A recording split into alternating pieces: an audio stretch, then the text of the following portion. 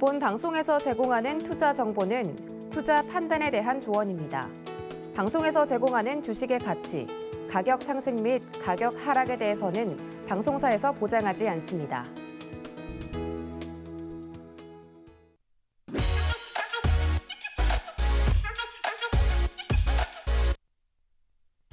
안녕하세요. 기분 좋은 월요일 인사드립니다. 주유소 2부 머니트렌드 저는 진행을 맡은 이혜은입니다. 자, 오늘 우리 시장, 양시장 모두 빨간불 켜면서 기분 좋게 마무리를 해줬는데요. 이 기세 몰아서 금요일까지 계속해서 빨간불 켜면서 우리 시장 계속되는 상승세 이어갔으면 좋겠습니다. 자, 그러면 오늘 마감 시황 먼저 함께 살펴보시죠. 오늘 우리 양시장 모두 빨간불로 마무리를 해줬는데요. 코스피 지수는 전 거래일보다 1.9% 상승한 2,375.25포인트의 거래를 마쳤습니다. 오늘의 상승으로 2,370선을 회복한 코스피 지수였는데요. 특히 오늘 장중 외국인의 수급 유입이 확대된 점이 특히 반가웠습니다. 코스닥 지수는 1.88% 오른 776.72포인트의 장을 마감했습니다. 이어서 양시장 수급 동향도 살펴보시죠. 먼저 코스피 수급 동향입니다. 오늘 외국인 매수세가 유입된 점이 특히 반가웠는데요. 외국인이 6,278억 원 매수세 보여줬고요. 개인과 기관이 각각 4,214억 원, 2,000억 원 팔아내는 코스피 시장이었습니다. 이어서 코스닥 시장 수급 동향도 살펴보시죠. 코스닥 시장에서는 기관 매수세가 들어와 줬는데요. 기관이 177억 원 매수했고요. 개인과 외국인은 각각 204억 원, 18억 원 팔아낸 오늘 코스닥 시장이었습니다. 네, 오늘 마감 시황 이렇게 살펴봤고요. 시장을 움직인 머니 이슈로 이어가 보도록 하겠습니다. 네, 지난주 미국 주요 은행주들의 2분기 실적 발표가 있었죠. 시티그룹, 웰스파고 등 미국 은행주들이 시장 예상치를 뛰어넘은 호실적을 보여주면서 주가도 함께 뛰어 올랐습니다.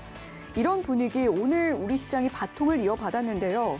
물론 여기에는 미국 은행주들의 호실적 발표뿐 아니라 지난주 한국은행의 0.5%포인트 빅스텝 금리 인상도 분명하게 영향을 끼치고 있을 겁니다. 통상 금리 인상기엔 금융주가 강세를 보이고요. 국내 은행주도 역시 이번 주 실적 발표를 앞두고 있는데요. 실적 발표로 인한 변수는 없을지, 업종 내에선 어떤 종목이 내 포트를 더욱 살찌워줄 수 있을지 저희 머니트렌드에서 깊은 이야기 나눠보시기 바랍니다. 본 방송에서 제공해드리는 정보는 투자 판단에 대한 조언일 뿐 해당 종목의 가치와 수익률을 보장하지는 않는다는 점 말씀드리면서 머니트렌드 출발해보겠습니다.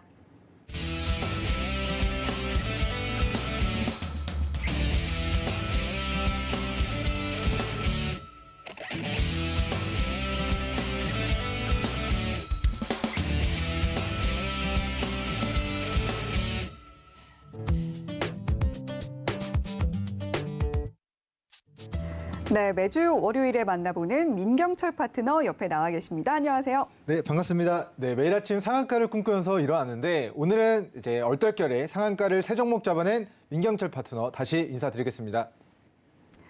네, 상한가를 세 종목 잡아낸 민경철 파트너님. 오늘도 저희 방송에서 분명히 머니 종목으로 좋은 종목 공개를 해주실 거라고 기대를 해보도록 하겠습니다. 자, 오늘도 이렇게 상한가와 함께 저희 방송 시작을 예고를 해주셨는데요. 샵 0082번으로 민경철이라고 보내주시면 저희가 민경철 파트너의 노란톡방 입장할 수 있는 참여 링크 안내를 해드리도록 하겠습니다. 또 하단에 나오고 있는 QR코드 보이실 텐데요. 이 QR코드 휴대폰으로 사진 찍듯이 카메라 앱 켜셔서 갖다 대기만 하셔도 역시 노란톡방 참여 링크 안내가 되고 있습니다. 두 가지 방법 충분히 활용하셔서 오늘 방송에서뿐만이 아니라 계속해서 시장 거래를 할 때도 민경철 파트너와 함께 깊은 이야기 나눠보실 수 있기를 바랍니다. 자, 그러면 오늘 본격적으로 이슈 짚어볼 텐데, 자, 지난주 뉴욕 증시에 이어서 이번 주도 역시 우리 은행주가 강세였습니다. 네. 특히 제주은행 오늘 22%나 뛰어오르는 기염을 토해냈다 이렇게 표현을 해봐도 될 것 같은데 네네. 중소은행주들 위주로 더 큰 상승폭이 나오고 있어요. 네네. 자, 아무래도 금리 인상이 유리하게 작용한 거겠죠. 네, 맞습니다. 일단 미국 연준이 금리 인상을 6월 달에 0.75%, 자이언트 스텝으로 금리 인상을 단행했음에도 불구하고 이번 달 말 있을 현지 시간 7월 26일부터 7월 27일까지 FOMC 회의를 통해서 자이언트 스텝이냐 추가적으로 금리를 0.75%를 인상하느냐 아니면 우리 전보 스텝으로 1%의 금리를 추가 인상하느냐가 결정될 예정이고요. 자, 6월달, 7월달 금리 인상을 급격한 속도로 진행하고 나서도 우리 9월달 있을 우리 연준의 FOMC 회의에서 또다시 추가적인 금리 인상이 있을 것이라는 전망이 좀 시장에 만연하게 퍼져 있는 상황입니다. 자, 그런 가운데 지난달에도 0.75%의 기준금리를 인상하고 이번 달 말에도 또다시 연준이 1% 혹은 0.75%의 금리를 인상하고 그리고 9월 달에도 자이언트 스텝까지는 아니라 하더라도 우리 0.5에서 0.75% 정도의 금리 인상을 단행하게 될 경우에는 자, 지금 연준의 기준금리가 지금 1.75%입니다. 1.75%인데 여기서 0.75%를 이번 달 말에 올리면 2.5%고요. 1%를 올리면 2.75%인데 9월 달에도 추가적으로 인상하게 되면 3%는 무난하게 초과될 것이다 라는 그런 부분들이 어떻게 보면 은행주들 그리고 금리 인상 수혜주들의 상승의 동력으로 작용하고 있습니다.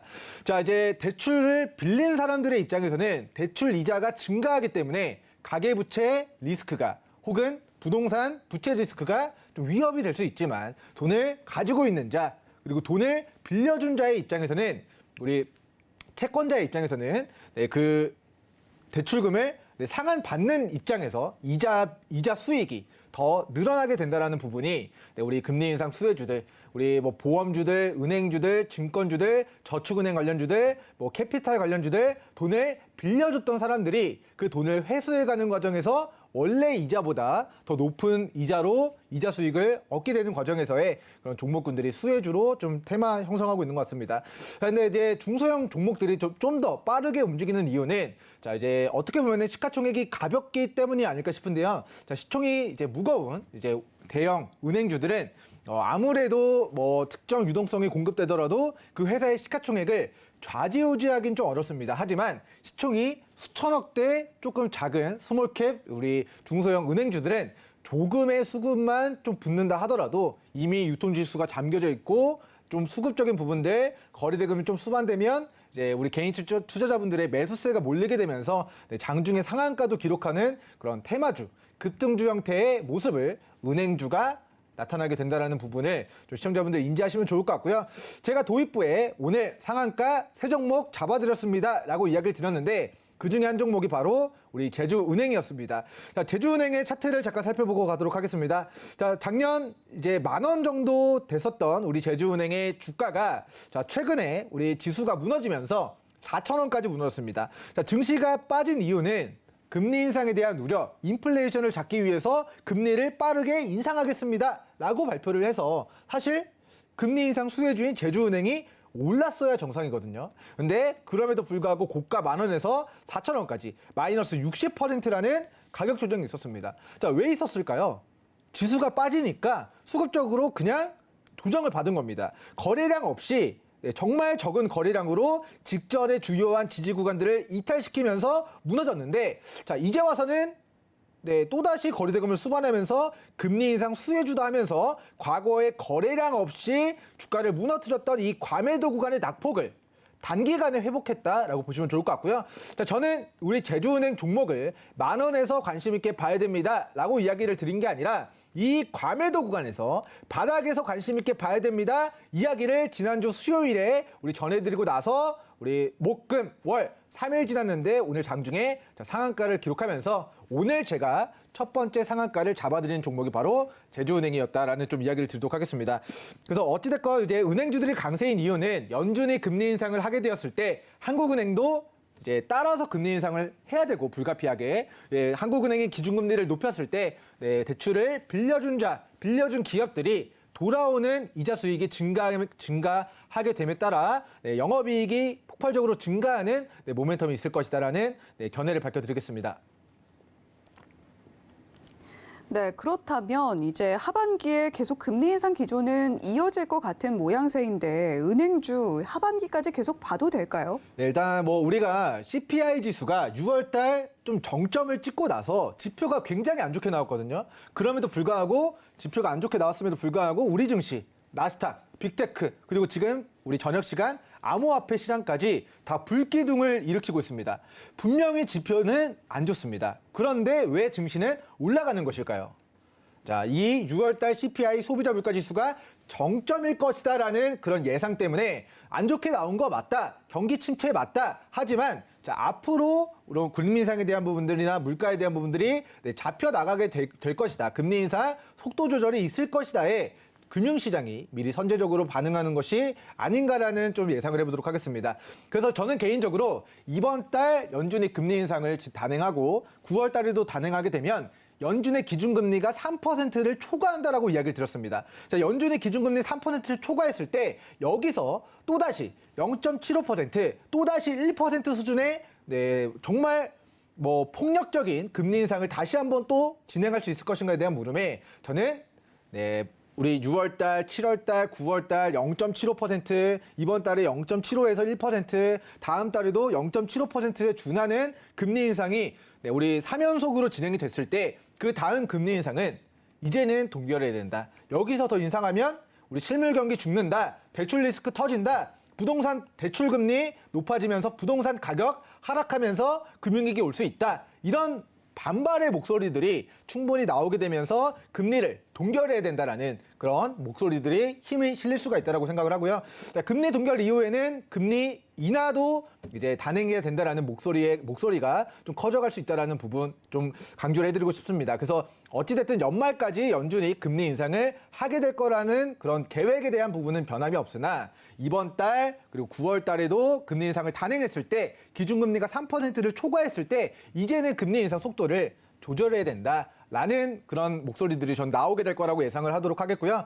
자, 6월 달 CPI 소비자 물가 지수와 국제유가와 그리고 우리 곡물 가격 선물 기준으로 이제 정점을 찍고 이제 인플레이션 물가가 잡혀 나가고 있는 부분입니다. 그래서 지금 연준이 빠르게 금리 인상을 단행하는 가장 결정적인 이유, 목적은 이 인플레이션을 잡기 위함인데 금리를 빠르게 올려버리니까 경기 침체에 대한 우려 그리고 더해서 코로나 확산에 대한 우려가 경기 침체를 유발할 수 있다. 이런 공포감들을 다시 우리 금융시장 전 세계인들에게 이제 공포감을 심어주게 되면서 자, 이제 금리 아직 이번 달 인상 안 했음에도 불구하고 유가, 곡물 가격 안정화가 되어가고 있습니다. 그렇다고 한다면 자, 연준이 금리 인상을 하는 목적, 인플레이션을 잡기 위함인데 인플레이션이 자연스럽게 잡혀 나가게 된다면 이 급격한 금리 인상이 필요할 것인가에 대한 물음에 저는 그 정당성이 줄어들 수 있고 금리를 경기 침체를 막기 위해 동결해야 된다,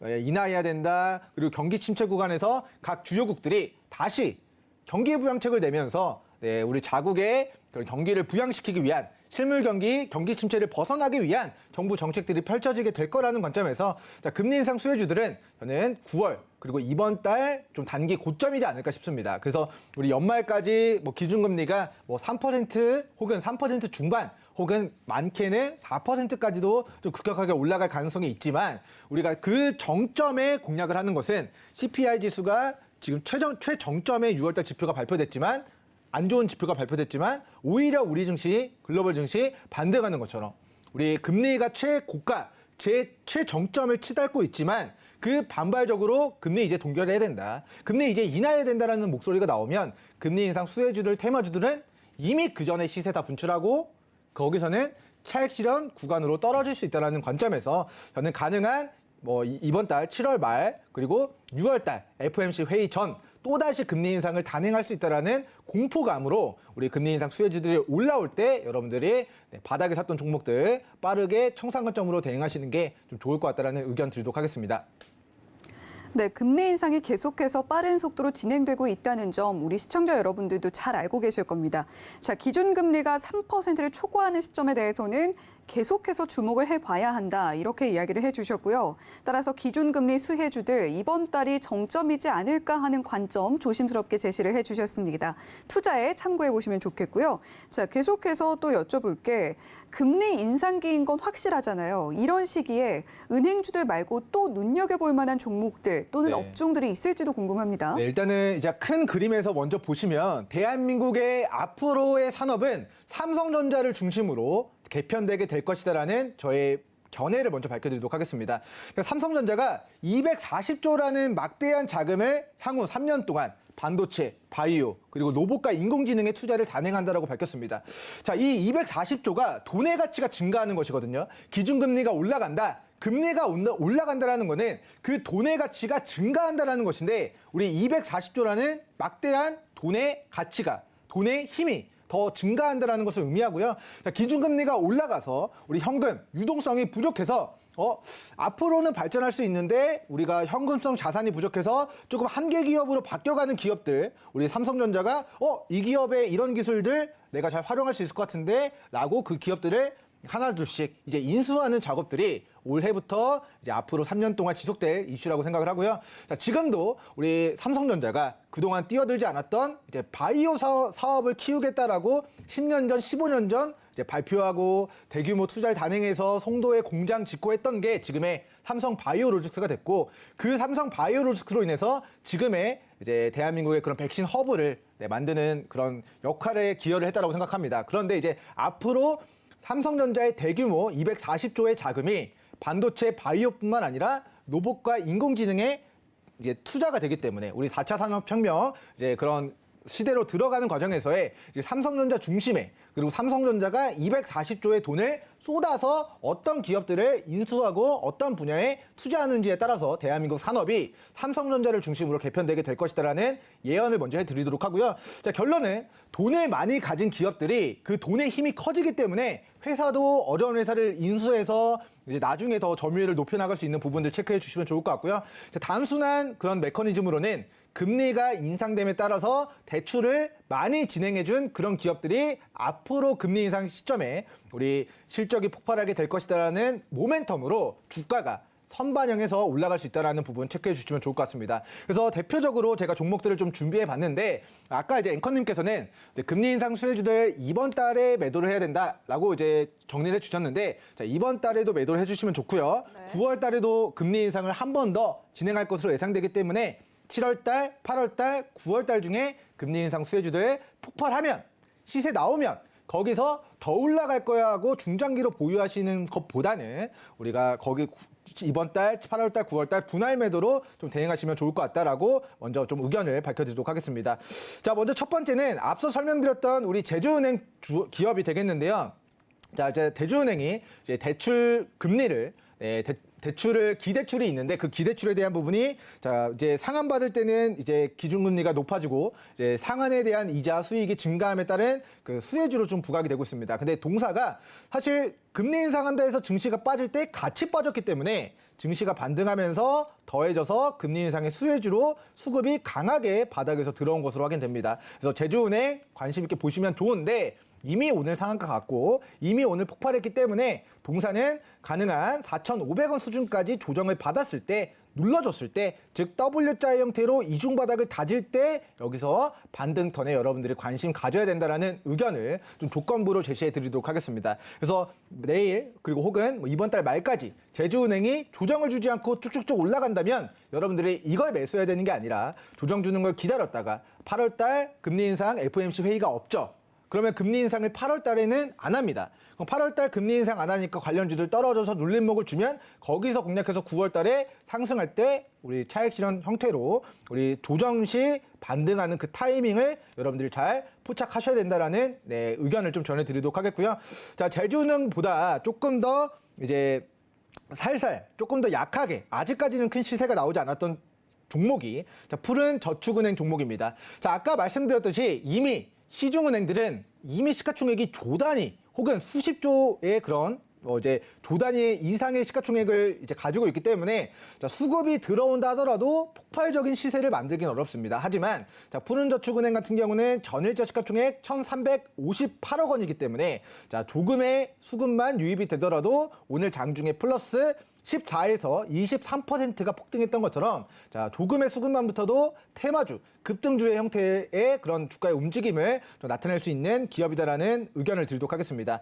자, 과거 코로나19 이제 폭락장 이후에 자, 대출 받는 사람들이 증가를 했습니다. 자, 당시에는 저금리였어요. 기준금리가 낮았습니다. 기준금리 낮으니까 빠르게 땡겨와서 증시로 수익 내서 그 대출을 갚아야지라는 움직임들이 대한민국 전역에 부었었고 이때 이제 우리가 이제 연초 9만전자, 이제 삼성전자 곧 10만전자 갑니다. 삼성전자 10만 원 돌파하면 이제 여러분들 영원히 못 찾습니다 하는 그런 뭔가 부푼 헛된 그런 꿈을 기대감을 높이는 그런 뉴스들 때문에 많은 투자자분들이 영끌을 해서 부동산에 투자도 하고 암호화폐도 투자하고 증시에도 투자를 했었던 그 시점이 자, 어떻게 보면은 돈을 끌어왔기 때문에 이 은행주들, 저축은행 관련주들에게는 그만큼 고객이 많아지면서 매출액이 증가하는 효과가 나타났었고요. 자, 그 실적 모멘텀으로 주가가 2만 원 중반까지 올라갔었던 과거력이 있습니다. 자, 그리고 나서 그 2만 6천 원 고가 대비 최근 8천 원까지 주가가 무너졌습니다. 자, 1년 전 대출을 빌려갔던 사람들이 대출을 빌릴 땐 이자가 낮았어요. 근데 상환해야 될 때 보니까 이자가 높아지고 있습니다. 그래서 이 기대출에 대한 부분에 대한 우리 이자 수익이 더 증가하게 될 것이다라고 하면서 과거의 시세를 반납한 고가 대비 마이너스 65%가 무너진 이 과매도 구간에서의 거래대금이 바닥에서 터지고 있습니다. 그래서 제가 말씀드렸듯이 우리 연준이 기준금리를 7월달, 9월달 2번 정도는 조금 강하게 올릴 수 있는데 이때까지 강하게 올리게 되면 기준금리가 3%를 초과하기 때문에 이때부터는 기준금리를 더 올려야 된다는 목소리보다는 이제는 그만 올려야 됩니다. 이제는 동결해야 됩니다. 이제는 경기 침체 오니까 인하해야 됩니다라는 목소리가 이제 나올 수 있다라고 했을 때 일단 확정적으로 금리 인상이 될 것으로 예상되는 7월달, 8월달, 9월달 중에 우리 푸른저축은행에 다시 한번 눌러줘서 여러분들 바닥에 저가에 매수할 수 있는 기회가 있다면 관심 종목 추가해 주셨다가 우리 시청자분만 오늘 방송 보신 분들만 푸른저축은행에 매수하기 좋은 구간들을 여러분들이 잘 포착해서 수익을 7월달, 8월달, 9월달 중에 분할 매도 형태로 대응해 가시면 좋을 것 같다라는 좀 의견을 드리도록 하겠고요. 자, 실제로 2021년도에 이제 영업이익적인 부분들 260억 정도 좀 기록을 했는데 자, 우리 대출금리, 기준금리 올라가게 되면은 이러한 영업이익에 대한 부분이 더 증가하게 될 것으로 예상이 된다라는 좀 의견 드리도록 하겠습니다.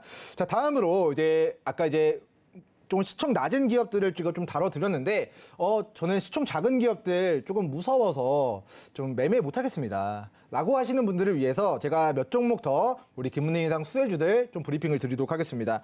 자, 먼저 이제 첫 번째 우리 종목은 메리츠 화재라는 보험업체가 되겠는데요. 자, 동사 기업 분석 들어가서 어떤 사업을 영위하고 있는지를 보니까 자, 손해보험업을 진행하고 있습니다.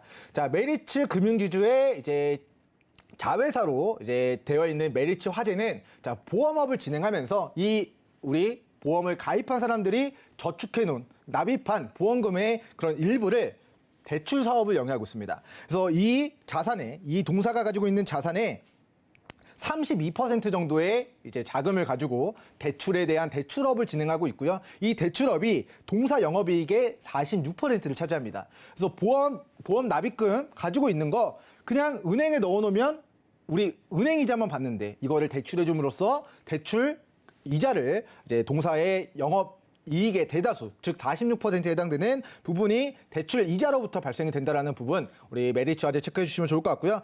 자, 그리고 이제 동사는 이제 자산의 61%를 유가증권 시장, 즉 코스피 기업들에 투자를 하고 있습니다. 근데 다행히 이제 투자 수익이 잘 나가지고 이제 코스피 유가증권 시장에 투자한 그런 영업이익이 작년 기준으로 51%의 이익이 났습니다. 그래서 동사 영업이익의 절반은 코스피 기업에 투자해서 그 투자 수익으로 이 회사가 이제 돈을 벌어가고 있고요. 그리고 영업이익의 46%는 그 보험 납입금을 다시 대출해 줌으로써 이거에 대한 이제 영업이익이 발생되고 있다라고 체크해 주시면 좋을 것 같습니다. 그래서 어찌됐건 중요한 것은 회사가 현금성 자산이 많다. 현금 유보율이 많다. 그리고 이 풍부한 유보율을 가지고 대출이자 영업이익의 46%를 가져가고 있는 기업이기 때문에 금리가 인상될수록 이 회사가 받아낼 이자 수익이 더 커질 수 있다는 부분 좀 체크를 해주시면 좋을 것 같습니다. 자, 추가적으로 전일자 시가총액이 4조 원에 육박하는 기업인데요. 자, 동사의 이제 결산 기준 우리 영업이익이 9천억입니다.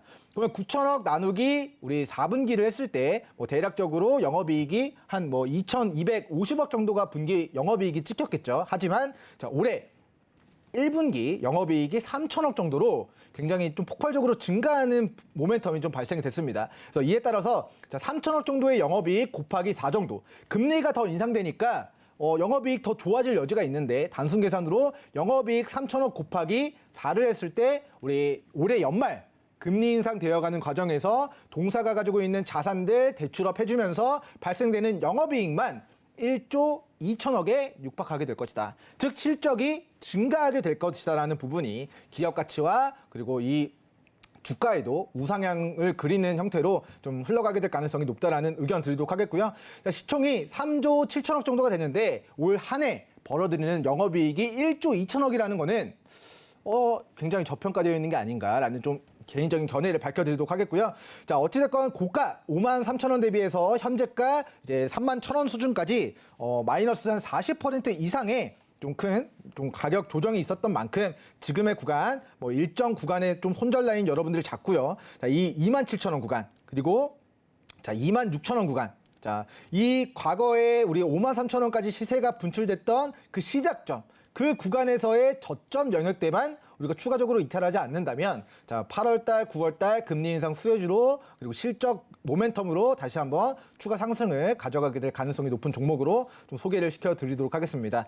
자 그리고 이제 메리츠 화재 종목에 대한 설명을 마무리하도록 하겠고요. 자 메리츠 우리 그룹주들이 다 이제 좀 비슷한 사업을 영위하고 있습니다. 그래서 우리 자료 화면에 있을지 모르겠는데, 자, 메리츠 금융지주가 메리츠 화재지분 56%를 가지고 있고요. 메리츠 금융지주가 메리츠 증권의 주식을 또 가지고 있습니다. 자, 그래서 우리 메리츠 증권의 우리 차트를 또 보고 가도록 할 텐데, 자, 메리츠 증권의 그런 자회사 중에서 자, 메리츠 캐피탈이라는 기업이 있어요. 그래서 메리츠 캐피탈이 뭐 하는 회사일까? 이름만 들어도 뭔가 돈을 빌려줄 것 같은 그런 여신 사업을 진행할 것 같은 그런 회사입니다. 그래서 메리츠 증권이 증권사니까 현금성 자산이 굉장히 많겠죠. 우리 뭐 에버랜드도 현금성 자산이 굉장히 많고 뭐 증권사, 은행주들 현금성 자산이 넘쳐납니다. 근데 그런 넘쳐나는 현금성 자산들, 돈의 가치가 올라가고 있기 때문에 수혜주인데 그런 부분들이 밑에 자회사를 통해서 대출업을 진행하고 있다. 메리츠 캐피탈의 지분 100%를 우리 메리츠 증권이 보유하고 있기 때문에 이 회사도 이제 금리 인상 수혜주로 부각이 될 것이다라는 개인적인 견해 밝혀드립니다. 자, 동사의 시가총액에 대한 부분들과 재무제표 우리 살펴보고 가도록 할 텐데요. 자, 증권 중개업을 진행하지만 이 회사의 자회사를 통한 이제 대출 업무까지 진행한다라는 부분 체크해 주시면 좋을 것 같고, 자, 동사의 시가총액 3조 원 미만입니다. 그런데 자, 올해 1분기 영업이익이 자 3,700억 정도 기록했고요. 이제 우리 2021년도 기준 영업이익 9,400억, 올해 결산 기준 예상 증권가의 예상치가 영업이익만 1조입니다. 그래서 이 회사 시가총액 3조가 안 되는데 3년 동안의 영업이익만 더해도 이 회사는 시가총액만큼의 영업이익이 발생되는 우리 재무적으로 굉장히 건실한 기업이 된다라는 부분 체크해 주시면 좋을 것 같고요. 자, 지금 7,000원에서 4,000원까지 고가 대비 마이너스 40% 정도의 가격 조정이 나타났는데 이게 이 회사의 잘못이냐?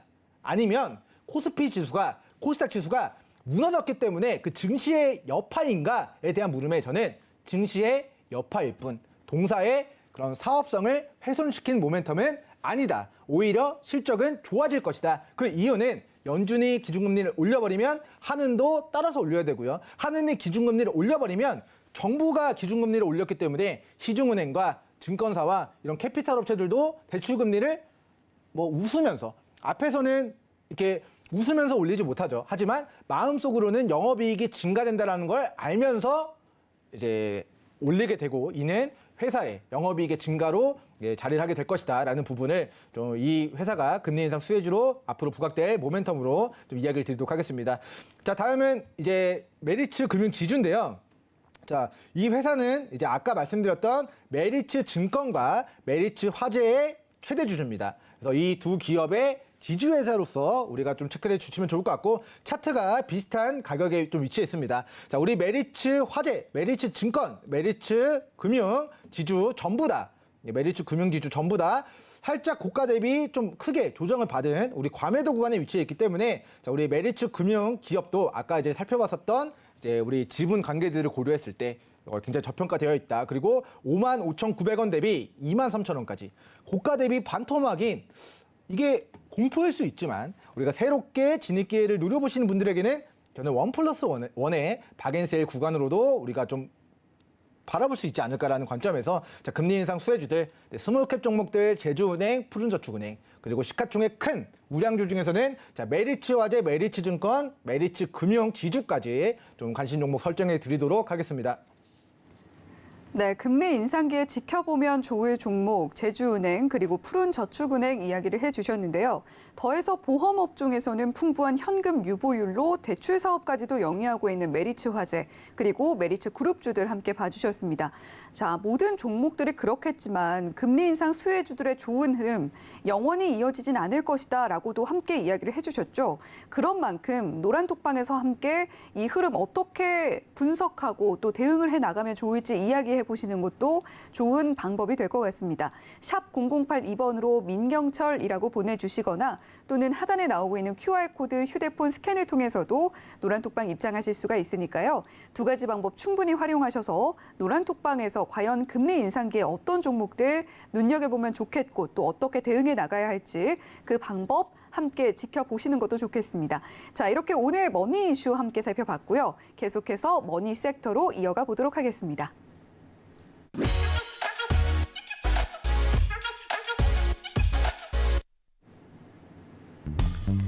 오늘의 머니 섹터는 반도체 관련주 가지고 와 주셨습니다. 오늘 반도체 생산 대표주는 2.53%, 장비주는 3.05%, 재료 부품주는 3.14% 상승하는 흐름 보여줬습니다.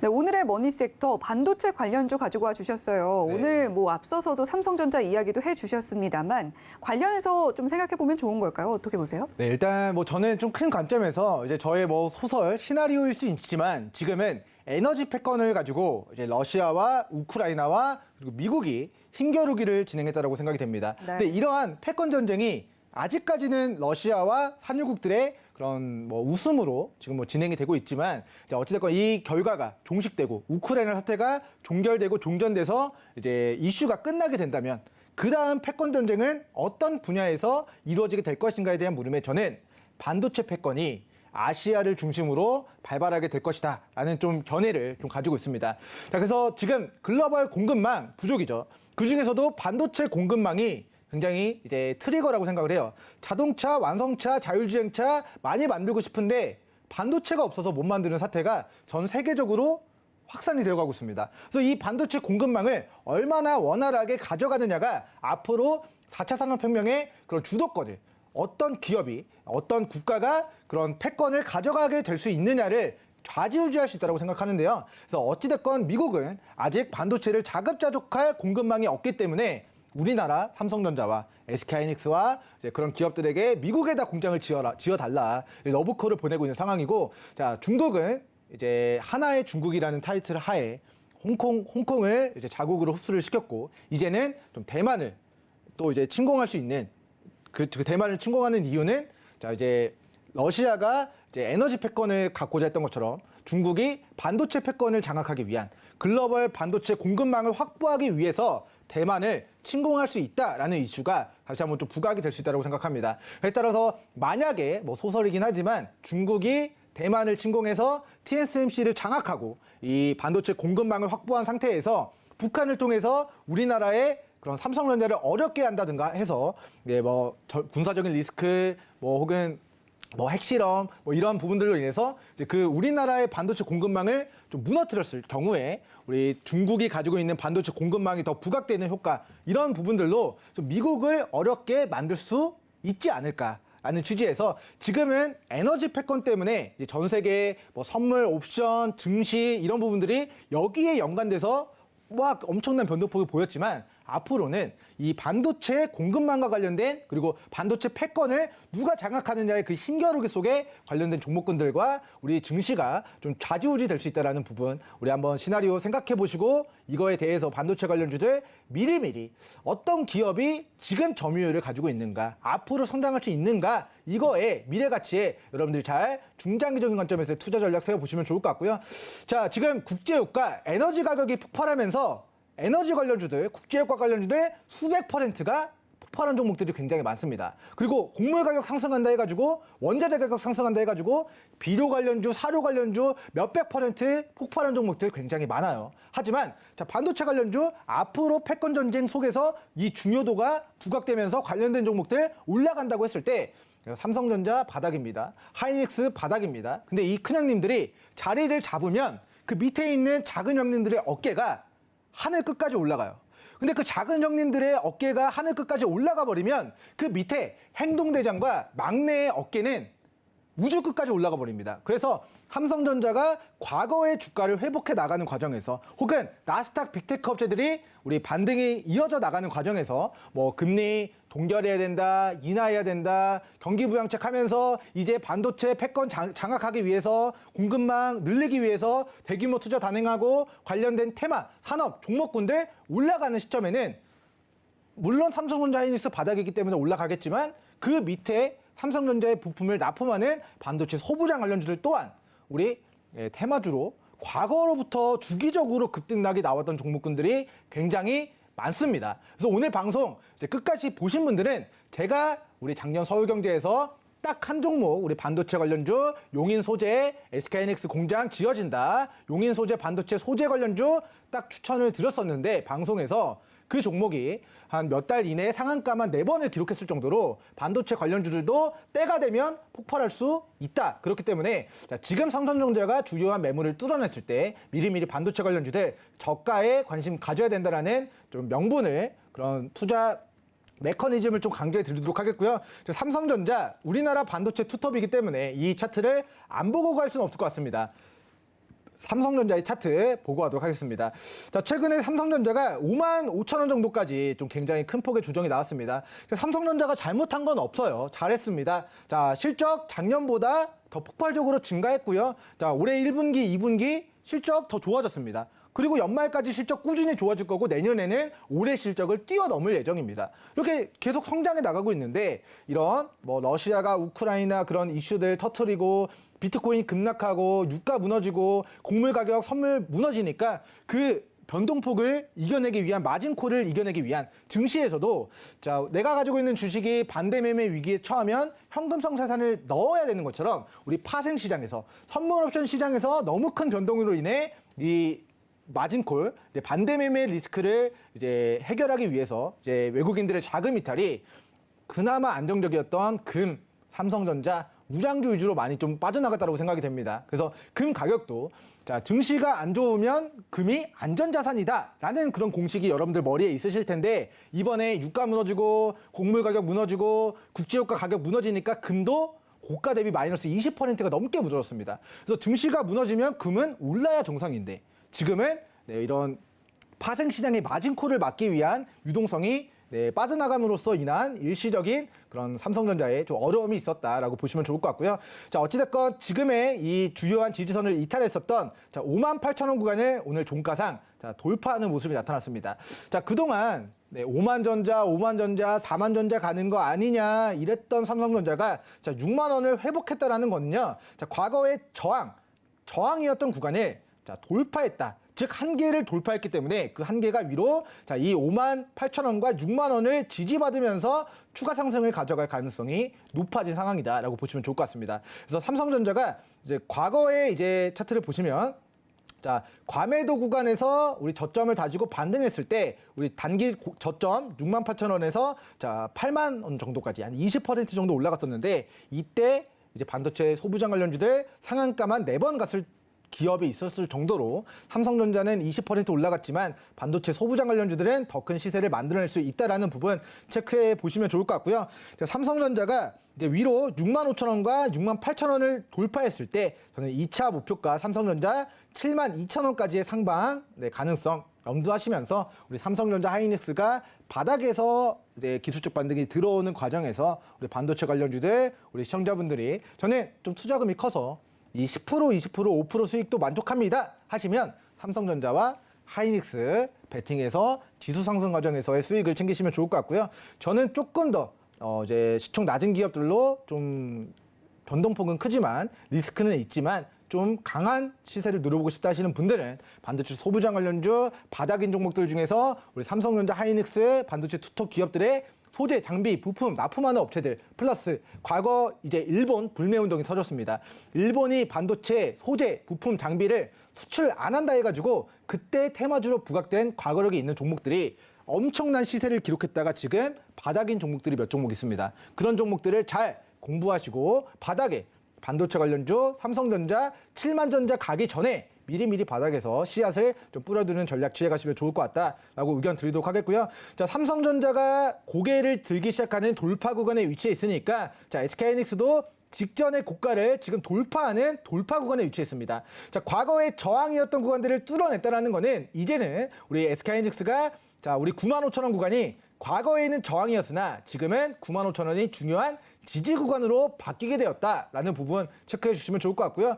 자, 이제 코스피 지수의 그런 시가총액 비중의 다수를 삼성전자와 SK하이닉스가 보유하고 있는 만큼 자, 삼성전자, SK하이닉스가 단기 박스권 상단을 뚫어냈다라는 거는 고개를 위로 돌렸다라는 것을 의미하고 이제 상방이 크게 열려 있다라는 것을 의미하기 때문에 SK하이닉스 이제 짧게는 11만 원 그리고 내년과 내후년 2024년도까지는 저는 SK하이닉스가 13만 원 위로 올라갈 가능성이 좀 매우 높다라고 생각을 하고 있기 때문에 자, SK하이닉스가 짧게는 11만 원 그리고 길게는 중장기적으로 13만 원 위로 추가적인 시세에 분출되어가는 과정에서의 우리 수익을 좀 노려보는 전략 취해가시면 좋을 것 같습니다. 네, 그리고 이제 뭐 다음 종목들은 좀 빠르게 설명을 드려야 될 것 같습니다. 우리 시간 관계상 종목명 정도만 좀 브리핑을 드리도록 하겠습니다. 자, 첫 번째 종목은 하나 머티리얼즈라는 실리콘 소재 업체입니다. 반도체를 만드는데 필요한 실리콘 소재를 만드는 업체가 되겠고요. 지금 일봉상 바닥에서 삼성전자, 하이닉스 반등하니까 반도체 소재 관련주인 우리 하나 머티리얼즈 종목도 우리 고개를 들기 시작하는 구간에 위치해 있다. 과매도를 극복하는 구간이다라는 의견 드리도록 하겠고, 자, 다음은 레이저를 만드는 업체입니다. 이 레이저를 통해서 자, 초미세 그런 공정, 절삭 등을 통해서 반도체를 만드는 데 있어서 이 레이저를 가지고 초나노 정밀을 할 수 있도록 그 반도체 장비를 부품하는 업체가 되겠고요. 자, 국내 그런 레이저 장비 점유율, 시장 점유율 95% 정도를 차지하고 있는 기업이기 때문에 자, 고가 대비해서 큰 조정을 받은 지금의 과매도 구간 반도체 장비 관련주로 관심 있게 보시면 좋을 것 같다라는 의견 드리도록 하겠고요.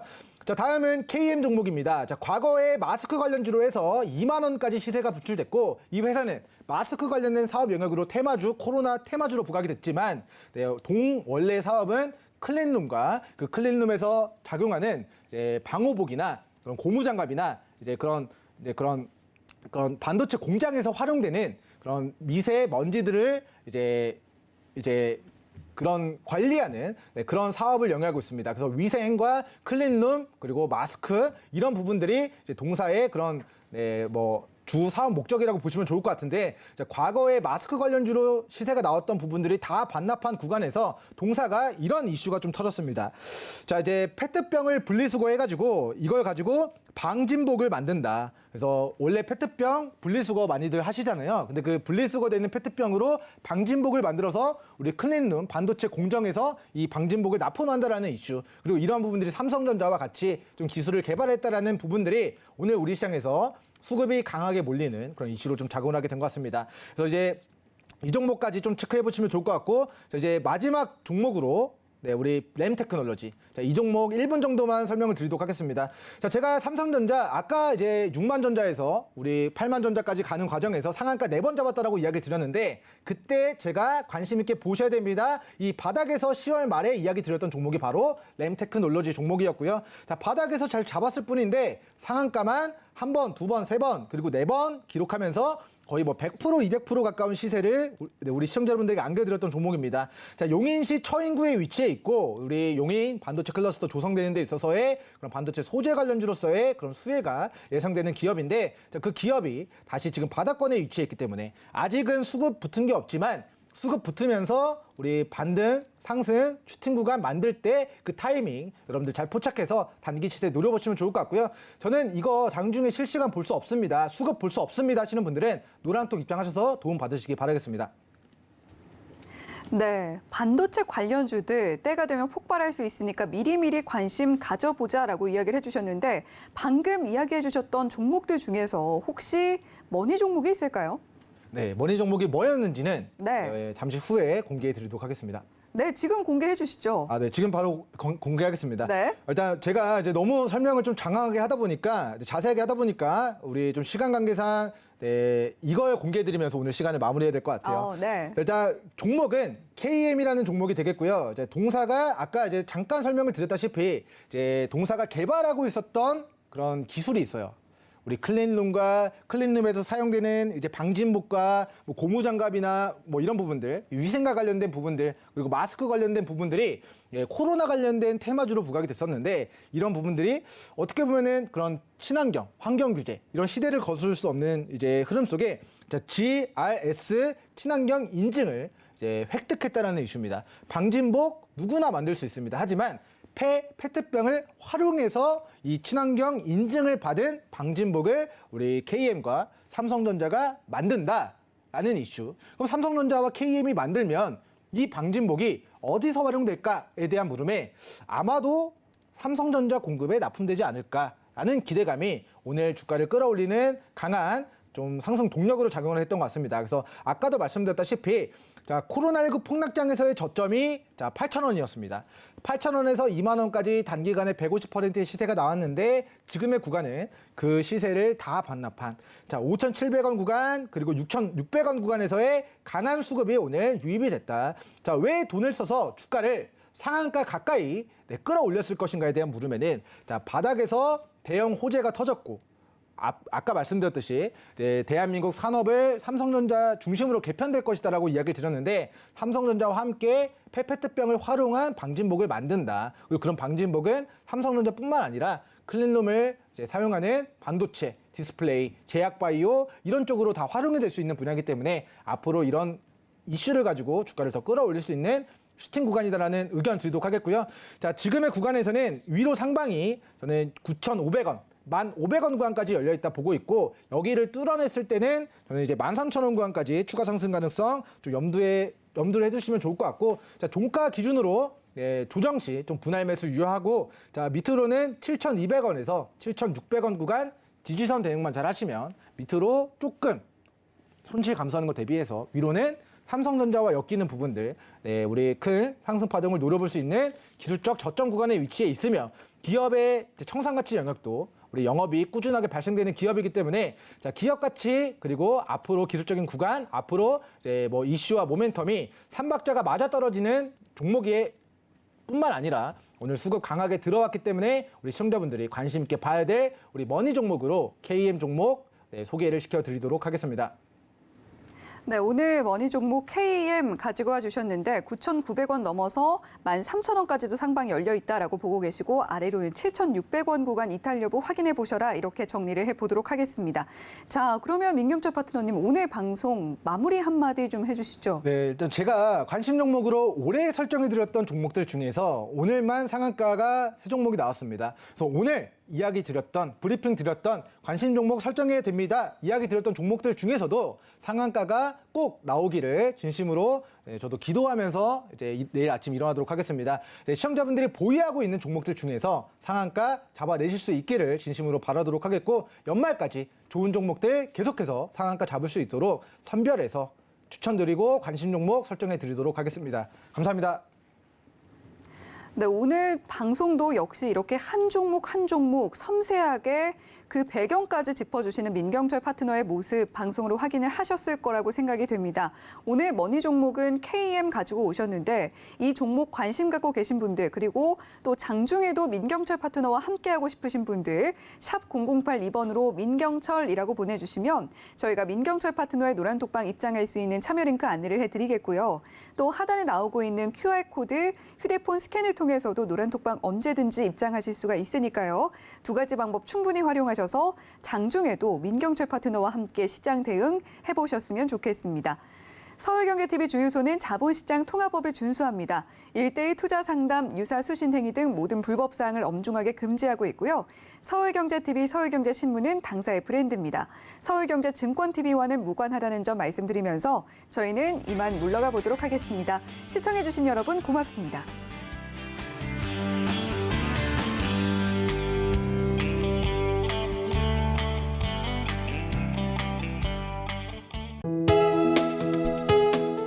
본 방송에서 제공하는 투자 정보는 투자 판단에 대한 조언입니다.